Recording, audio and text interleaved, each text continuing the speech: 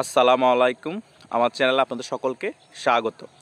5 August Sheikh হাসিনার সরকার পতনের পর যে গণ অভ্যুত্থানের নেতৃত্ব দিয়েছে যেসব ছাত্ররা বৈষম্য বিরোধী ছাত্র আন্দোলন, সেই বৈষম্য বিরোধী ছাত্র আন্দোলন একটি দল গঠন করতে চাচ্ছিল।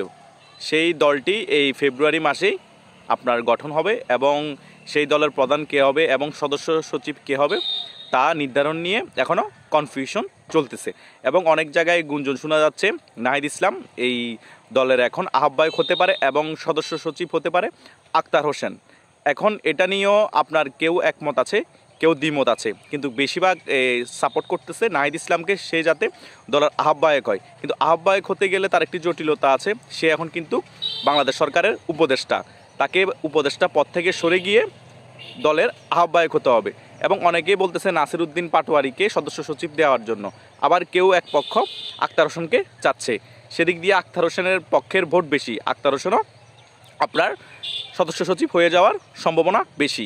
কিন্তু এই রাজনৈতিক দলটা কী ধরনের পন্থী হবে এবং কিভাবে রাজনৈতিক দলটা মতাদর্শ চলবে সেটা তিনটা দেশের 4টা পার্টি আছে, ওই পার্টিগুলোকে অনুসরণ করবে। সেই পার্টিগুলো হচ্ছে আপনার পাকিস্তানের পিটিআই মানে ইমরান খানের দল, আর মাদ্রাসের মানে সাউথ ইন্ডিয়ানের জাস্টিস পার্টি, আরেকটি হচ্ছে যে দিল্লির আপনার কেজরিওয়ালের যে পার্টিটা আছে আম আদমি পার্টি, আরেকটা হচ্ছে আপনার একে পার্টি, এটা হচ্ছে যে তুরস্কের রিসেপ তাইয়েপ এরদোগানের পার্টি। ওই পার্টিগুলোকে ফলো করে ওরা একটা ডায়াগ্রাম সাজাবে, ওইভাবে করে আপনার দলটা পরিচালনা করবে। এখন সামনে এই দলটা আসার পরে বিভিন্ন রাজনৈতিক যেসব দল আছে সেই সব রাজনৈতিক দলের প্রতিক্রিয়া কী হবে এবং এই দলের প্রধানকে আসলে নাহিদ ইসলাম হচ্ছে কিনা সেটাও দেখার বিষয় রয়েছে, কারণ এখানে প্রতিযোগিতা বেশি, কারণ সকলে হাইলাইট। হাসনাত আবদুল্লাহ আবার বৈষম্য বিরোধী ছাত্র আন্দোলন এখন আহ্বায়ক, সাজ্জি সালামও হাইলাইট, নাহিদ ইসলামও হাইলাইট, আসিফ মাহমুদও হাইলাইট, এদিক দিয়ে আক্তার হোসেনও কিন্তু এদেরকে গড়ে তুলেছে, ওই সদস্য সচিব হবে বলতেছে।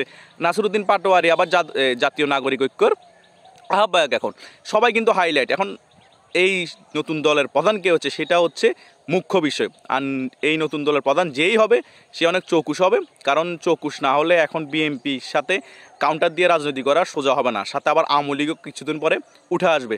তাই এই গণ অভ্যুত্থানের ছাত্রদের যে নতুন দল হবে, আমি চাই নতুন একটি দল আসুক, কিন্তু তারা পাকিস্তানপন্থী না হোক, কোনো দেশের পন্থী না হোক, বাংলাদেশের জনগণের পক্ষের কাজ করুক, কারো দালালি না করুক। কিন্তু ওরা এখন যে প্রক্রিয়া দেশটা চালাচ্ছে, তারা একটা দলকে দমন নিপীড়ন করতেছে, একটা দেশের হয়ে দালালি করতেছে। এটা যাতে দল গঠন করার পরে না হোক এবং ডেভিল হান্টের মতো এরকম অপারেশনের নাম দিয়ে একটা দলকে কোণঠাসা করে ফেলা না হোক, কারণ বাংলাদেশে 40 থেকে 45% মানুষের রাজনীতি করার অধিকার আছে, আর তারা বাংলাদেশ আওয়ামী লীগের সমর্থন করে।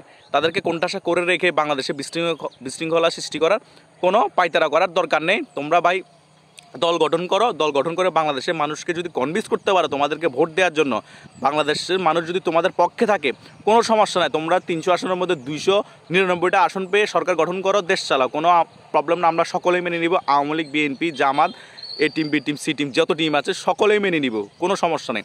তাই দেশকে যাতে দাঙ্গা হাঙ্গামা আরও কমে যায়, আওয়ামী লীগ দমন কমে যায় এবং যারা অপরাধী তাদেরকে শাস্তির আওতায় আনো, তোমাদের দলও গঠন করো, রাজনীতিও গঠন করো, সকলে তোমাদের সাপোর্ট করবে, কোনো সমস্যা নেই। কিন্তু যেসব মব জাস্টিস তোমরা সাপোর্ট করতেছো এখন, এসব করলে তোমাদের দলের যত প্রার্থী থাকবে নির্বাচনের টাইমে সকলের জামানত বাতিল হবে ওই দলের।